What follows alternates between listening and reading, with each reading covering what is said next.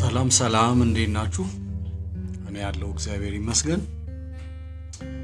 ባለፈው እንግዲህ 3 ተከታታይ በሰራቸው ቲዩቦች ላይ አንድን መጽሐፍ ዝም ብላ ሪፈር እያደረግን ነበር። ከመጽሐፉ ላይ እየጠቅማሉ ያልኳቸውን ሐሳቦች እንዲሁ ጀስት ብናያቸው በዚህ ቲዩብ ብዬ እንትን እያልኳቸው ነበር፣ እያየናቸው ነበር በዚህ 3 ክፍልና ዛሬም ደግሞ ከዛው መጽሐፍ ላይ ያው መጽሐፉን ነግሬያችኋለሁ።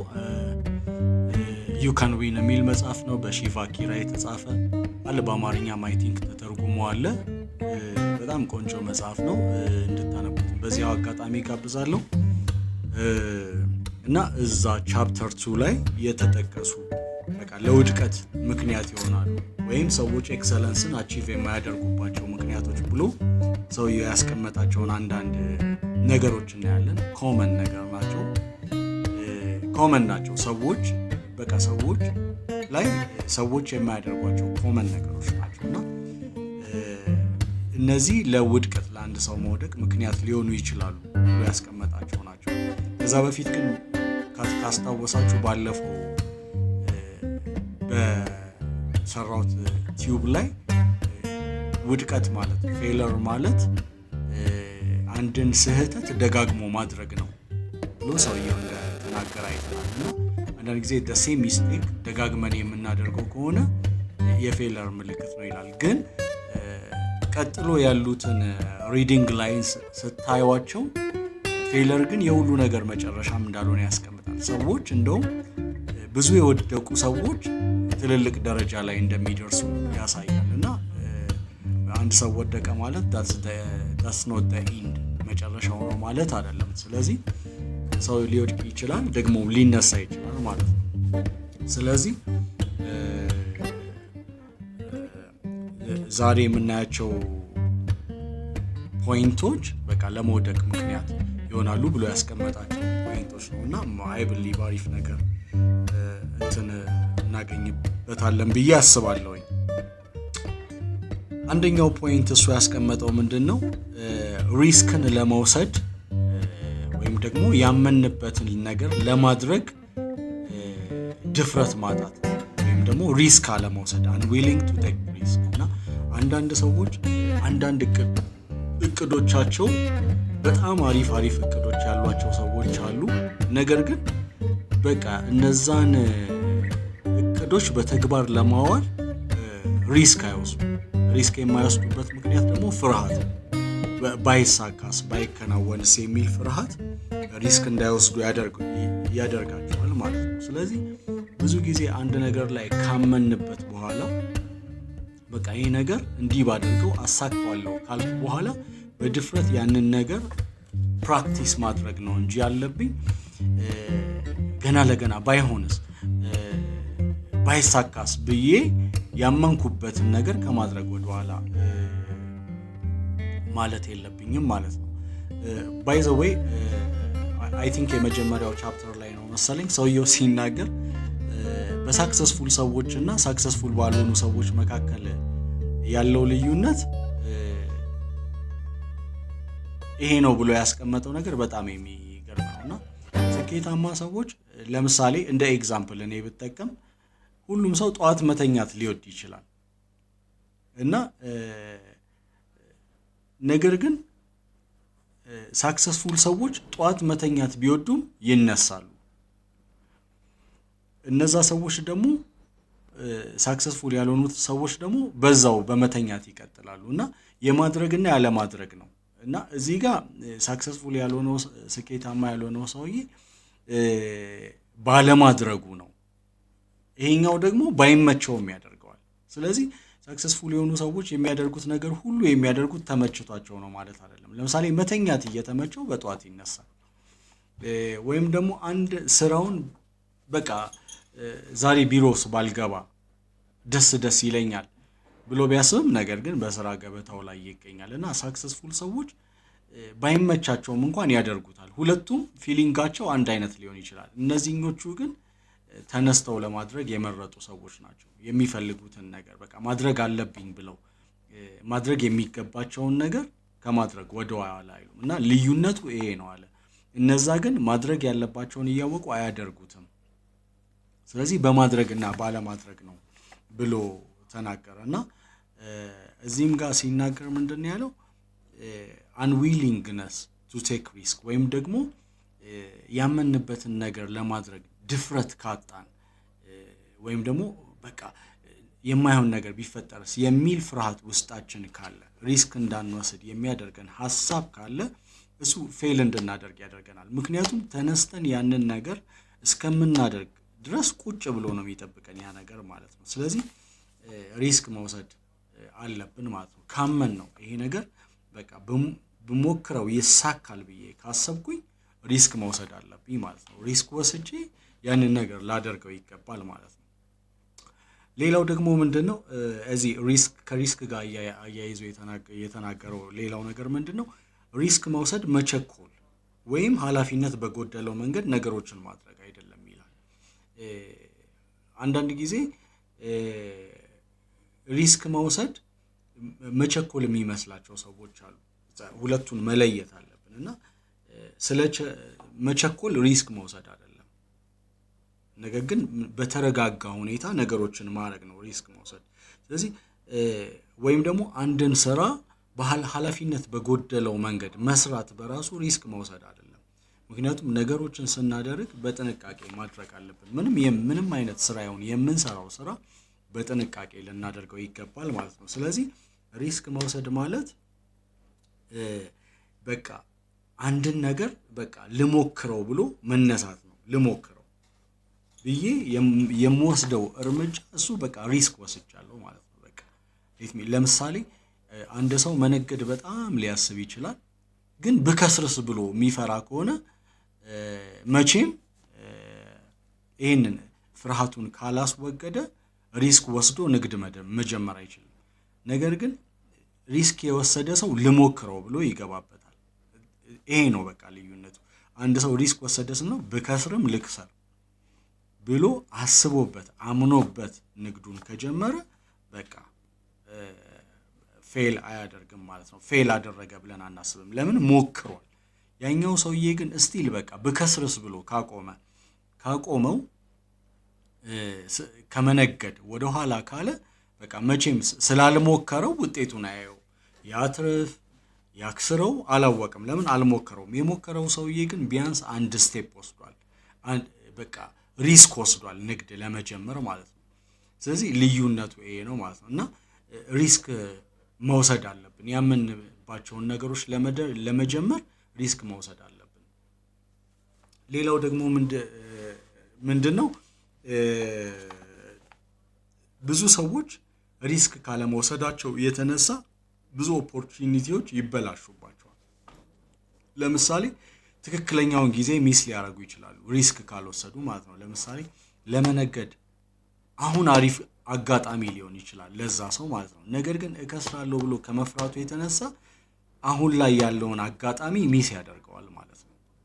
ስለዚህ ነገ ልጀምረው ቢል አሁን ምናልባት እጁ ላይ ባለው ብር ለመጀመር ነገ ላይ ላይችል ይችላል። ምክንያቱም ኢንፍሌሽን አለ፣ ብዙ ነገር እቃዎች ሊወደዱ ይችላሉ፣ ከባጀቱ በላይ ሊሆን ይችላል እቃዎች ማለት ነው። ስለዚህ በዚህ ሰዓት ላይ ሪስክ ባለመውሰዱ ዛሬ ቢጀምረው ጥሩ የሆነውን ነገር ነገ ላይ በቃ ከባድ ሊሆንበት ይችላል ማለት ነው። ኦፖርቹኒቲ ሚስ ያደርጋል ማለት ነው። እዚህም ላይ አንድ የተጠቀመው ምሳሌ አለ ስለ አንድ ገበሬ ማለት ነው እና ያ ብዙ ጊዜ ከፋርመር ይጠቀማል ሰውየው እና እዚህም ላይ የተጠቀመው ምሳሌ ምንድነው? አንድ ገበሬ እጁ ላይ ዘር የነበረው የሚዘራው ዘር የነበረው ገበሬ እንደ ምሳሌ ይጠቀማል እና አንድ ሰው መጥቶ ዘራህ እንዴ ምናምን ሲለው አይ አልዘራውም አለው። ለምን ምናምን ብሎ ሲጠይቀው አይ ምናልባት ንፋስ መጥቶ ቢወስደውስ? አያችሁ በጣም በቃ ኔጌቲቪቲ ሰውየው እንትን እንዳሉ ንፋስ ይምጣ ይምጣ እኮ አያውቅም፣ ግን በራሱ ንፋስ መጥቶ ዘሬን ሊያበላሸው ይችላል የሚል ፍርሃት ስለነበረው ከመዝራት ይልቅ ሳይዘራ ቁጭ ብሏል ማለት ነው። ሲዶቹን እንደያዘ ማለት ነው። ከዛ በሌላኛውም ጊዜ መጥቶ አሁንም አልዘራህም እንዴ ምናምን ብሎ ሲጠይቀው አልዘራውም አለ። ከዛ ምንድነው ደግሞ ምክንያት ብሎ ሲጠይቀው አይ በአሁኑ ኢንሴክት ደግሞ ቢበላብኝስ ካደገ በኋላ ኢንሴክት ቢበላውስ የዘራሁትን፣ ስለዚህ የዘራሁትን ዘሬ ላጣ እችላለሁ። ስለዚህ ይህ ሰውዬ በቃ መቼም አይዘራም ማለት ነው። አንዴ ኢንሴክት ሲል አንዴ ደግሞ ኃይለኛ ዝናብ ቢሆን ወይ ምናምን በቃ ምክንያት ሲሰጥ አይዘራም ማለት ነው። ስለዚህ he always gives reason ማለት ነው። ላለመስራቱ ወይም ላለመዝራቱ ምክንያት ይሰጣል ማለት ነው። ስለዚህ ሰዎችም ላለመጀመራቸው አንድን ነገር ያመኑትን ነገር ይሄን ብሰራው ይሳካልኛል ብለው ያሰቡትንና ያመኑበትን ነገር ላለመጀመር ምክንያት አላቸው። ስለዚህ ይሄን ምክንያት ትተው ወደ ጎን ትተው በቃ በድፍረት ሪስክ ወስደው እስካልጀመሩ ድረስ ውጤቱን አያዩትም ማለት ነው። ሳክሰስ ማለት ውጤት ማለት ስለሆነ ማለት ነው። ስለዚህ ውጤቱን ለማየት መጥፎም ይሁን ጥሩ ውጤቱን ለማየት መጀመርና መሞከር አለባቸው። ስለዚህ አንደኛው ሰዎች ፌል የሚያደርጉበት ምክንያት ሪስክ ባለመውሰዳቸው ነው። ሁለተኛው ደግሞ ላክ ኦፍ ፐርሲስታንስ ነው። በቃ የመጽናት ችግር ያለባቸው ሰዎች አሉ በጀመሩት ነገር ላይ የመጽናት። ምክንያቱም አንዳንድ ጊዜ ውጤት ቶሎ ላይመጣ ይችላል እንዳሰብ ነው። በቃ አንዳንድ ውጤቶች የሚመጡት ቆይተው ሊሆን ይችላል። ለምሳሌ አንድ ገበሬ ዘርዘርቶ ወዲያውኑ በነጋታው ወይ በወሩ አይመጣለት፣ ሲዝኑን መጠበቅ አለበት። ሲዝን የሚባል ነገር ስላለ ማለት ነው። ስለዚህ ታግሶ እየኮተኮተ ውሃ እያጠጣ ምናምን መቆየት አለበት ሰውየው ማለት ነው። ስለዚህ ፐርሲስታንስ የሚባለው መጽናት፣ የጀመርናቸውን ነገሮች ውጤት እስከምናይ ድረስ መጽናት ማለት ነው። ልክ ግማሹ ላይ ደርሰን ትተናቸው ሌላ ደግሞ ነገር የምንጀምር ከሆነ ካለመጽናታችን የተነሳ የጀመርነው ነገር ፌል ሊያደርግ ይችላል። እዚህ ጋር ንግድ ጀምሬ ንግዱን ደግሞ ትቼ ተቀጥሬ ብሰራ ወይ ደግሞ የተቀጠርኩበትን አቋርጬ ሌላ ነገር ውስጥ በቃ መጽናት ካቃተኝ በጀመርኩት ነገር ላይ ውጤቱን ላላየው እችላለሁ፣ ፍሬውን ላላየው እችላለሁ የዛን ነገር ማለት ነው። ስለዚህ መጽናት አንዱ ውጤታማ የሚያደርገን ነገር ነው። አለመጽናት ደግሞ በተቃራኒው ሰዎችን ፌል እንዲያደርጉ ያደርጋቸዋል ወይም እንዲወድቁ ያደርጋቸዋል ማለት ነው። ሌላው ፐርሲስት እንዳናደርግ ከሚያደርጉን ነገሮች ደግሞ አንዳንዶቹ ምንድናቸው? ችግር ሊያጋጥመን ይችላል። የጀመርነውን ስራ እየሰራን እያለ ቻሌንጅ ሊያጋጥመን ይችላል። የስራ መቀዝቀዝ፣ በቃ የሆነች ሲዝን ላይ ስራ ቀዘቀዘ ብዬ ተስፋ ቆርጬ የምተወው ከሆነ ወይ ደግሞ በቃ ብቻ የተለያዩ ችግሮች በመንገዳችን ሲመጡ በቃ በዛ ችግር ውስጥ ሆነን ካልጸናን በቃ ችግሩ ያልፋል፣ እኔ ግን ጸንቼ እዚህ ነገር የጀመርኩትን ነገር ከፍጻሜው ማድረስ አለብኝ ብዬ ካላሰብኩኝ በቃ በመሃል ፌል ሊያደርግብኝ ይችላል ማለት ነው። ምክንያቱም በቃ መጽናት አልቻልኩም ማለት ነው። ከገጠመኝ ነገር ችግር የተነሳ ትቼው ሄጃለሁ ማለት ነው።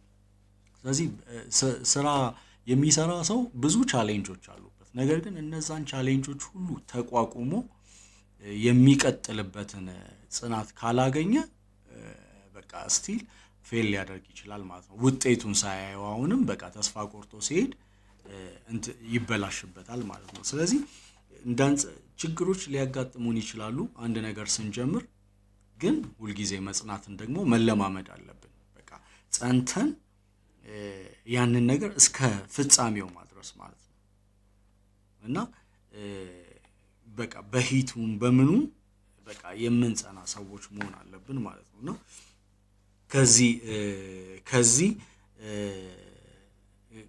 ከዚህ ካለመጽናት አባዜ ራሳችንን እንትን ማለት አለብን እና አንድ ቦታ ላይ ጽንት ብለን ውጤቱን እስክናይ መጠበቅ አለብን ማለት ነው እና ብዙ ሰዎች እውቀት እያላቸው ሰውየውም በጣም ከተናገረው ነገር ውስጥ ብዙ ሰዎች የሚወድቁት እውቀት ስለሌላቸው አይደለም ማለት በጣም አዋቂ ሰዎች ሊወድቁ ይችላሉ አለ። ከዚህ ካለመጽናት ምክንያት የተነሳ ወይም ደግሞ ችሎታ ስለሌላቸው አይደለም።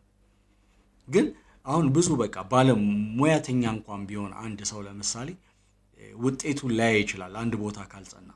እዚህ ጀምርና ይሄዳል፣ እዛም ደግሞ አይ ይልና ይሄዳል። ስለዚህ ካለ መጽናቱ የተነሳ እውቀት እያለው ችሎታ እያለው ፌል ሊያደርግ ይችላል ማለት ነው። የሆነ ታይም ላይ መና ይሆናል። በቃ እውቀቱንም መጠቀም አይችልም ባለመጽናቱ፣ እንደገና ደግሞ ችሎታውንም መጠቀም አይችልም ማለት ነው። ስለዚህ ብዙ ሰዎች ችሎታ እያላቸው በዚህ ምክንያት እንትን ይላሉ ማለት ነው። በዚህ ምክንያት ፌል ሊያደርጉ ይችላሉ ማለት ነው። ሶስተኛው ፖይንት ደግሞ ምንድነው? በአጭር ጊዜ ለመክበር። ይሄ በጣም በቃ ብዙ ሰዎችን የሚያስቸግር እንትን ነው እና በአጭር ጊዜ ለመክበር መፈለግ። በቃ ሰዎች ሌበር አድርገው ለፍተው ታግሰው ጊዜውን ጠብቀው አይደለም መክበር የሚፈልጉት። በቃ በአጭር ጊዜ ለመክበር መፈለግ። ይሄ በሁሉ ስፔሻሊ ሰውየው እንደውም ሲናገር የዚህኛው ጄኔሬሽን ፕሮብሌም በአጭር ጊዜ ለመክበር መፈለግ ነው ብሎ ይናገራል። እና አሁን ላይ ያሉት ትውልዶች በቃ በአጭር ለመክበር ነው የሚፈልጉት፣ በቃ ቶሎ። እና የሚቀጥሉት ፖይንቶች ላይ እነዚህ ዛሬ ሶስቱን ፖይንቶች ነው የምናየው፣ ግን የሚቀጥሉት ፖይንቶች ላይ በቃ በአቋራጩላ ለመክበር መፈለግ፣ በአቋራጭ ስኬታማ ለመሆን መሞከር ራሱ አንዱ እንደ ፌል ከሚያደርጉበት ምክንያት አንዱ ነው ብሎ ይናገራል። ዞሮ ግን አሁን ባጭሩ ለመክበር መፈለግ ማለት ነው። ሰው ባጭሩ ለመክበር ሲል ምንም ነገር ሊያደርግ ይችላል። ኢንተግሪቲውንም ታማኝነቱንም እንኳን የሚያሳጣው ቢሆን ይሄ ለመክበር ያለውን ፍላጎትና በአጭር ጊዜ ደግሞ እንዲከብር ካለው ፍላጎት የተነሳ በቃ እንትን ሊል ይችላል። ምንም ነገር ከማድረግ ወደ ኋላ ላይመለስ ይችላል ማለት ነው። ስለዚህ ታማኝነቱን ሊያጣ ይችላል። ለመክበር ካለው ፍላጎት የተነሳ ኦነስት መሆኑን በቃ አሪፍ የሚባሉትን ነገሮችን ሊያጣቸው ይችላል ማለት ነው። ማለት ሰዎች እሱን እንዲወዱ የሚያደርጋቸውን ነገሮች አጥቶ ሰውየው በአጭር ሊከብር ይችላል ማለት። ሰው አስቀይሙ ምናምን ብዙ ምክንያቶች አሉ እና ሰው ረጋግጣችሁ ልታልፉ ትችላላችሁ። ነገር ግን ይሄ ፌል እንድታደርጉ ያደርጋችኋል ማለት ነው። ምክንያቱም ባጭሩ ለመክበር ሲሉ ሰዎች የማይሆን ነገር ውስጥ ስለሚገቡ እዛው ፌል ሊያደርጉ ይችላሉ ማለት ነው። እና ይሄ ብዙ ጊዜ ሰዎች እንደዚህ የሚሆኑበት ምክንያት ምንድነው? የአጭር ጊዜ ነገር ነው የሚፈልጉት። በቃ ቶሎ ኢንስታንት የሆነች ነገር ቶሎ ተደርጋ ቶሎ የምታልቅ በቃ ይሄ ልፋት የሌለባት ጊዜ የማትወስድ እና አሁን ላይ እንደውም ብዙ ድርጅቶች እየተቸገሩ ያሉበት ምክንያት የሚመስለኝ እኔም ደግሞ በዙሪያዬ ካየሁት ማለት ነው፣ ሰዎች የሚሰሩባቸውን ቦታዎች ቶሎ ለቀው ይወጣሉ። ዝም ብለው በቃ የማያውቁት ቦታ ሄደው የሚሳካላቸው ይመስላቸዋል። ግን አንድ ቦታ ላይ መጽናት፣ እንደገና ደግሞ ጊዜ መውሰድ። ምክንያቱም እዚህ 3 ወር እዛ 4 ወር እዛ 5 ወር ከተባለ ሁሉም ጋር አዲስ ነው ይሄ ሰው፣ በቃ አይበስልም አንድ ቦታ ላይ ግን የቆየ ሰው በኤክስፔሪየንስ ራሱ ይበስላል። የተከፈቱለትን ኦፖርቹኒቲዎች መጠቀም ይችላል። ምክንያቱም እዛ ቦታ ነው ያለው። በቃ always he stays there። እኔ አንድ ጊዜ አስታውሳለሁ አንድ ሰው የመከረኝን ምክር ማለት ነውና እንደዚህ የተሻለ ነገር አግኝቼ ነበር ብዬ ጠየቅኩት ማለት ነው። ኦሬዲ የማከብረውም ሰው ስለሆነ ማለት ነውና ያለኝን ነገር አረሳውም። ምን አለኝ?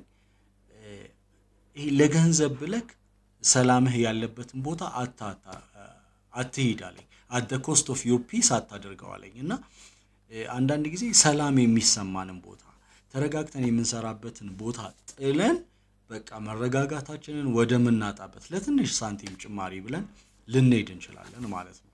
ግን አሁን ያለውበት ቦታ ላይ ሰላም ካለኝ ስራዬን በአግባቡ ከሰራው ውጤታማ የማልሆንበት ምክንያት የለም ማለት ነው። በጊዜው ውጤታማ ሆናለሁ። ግን እዚህ ጋር በቃ ይሄ ባጭር ጊዜ ለመክበር ፍላጎት ካለኝ ግን በቃ ከዚህ ቦታ ለቅና ትንሽ ደሞዝ ጭማሪ ሳገኝ እዛ ሄዳለሁ።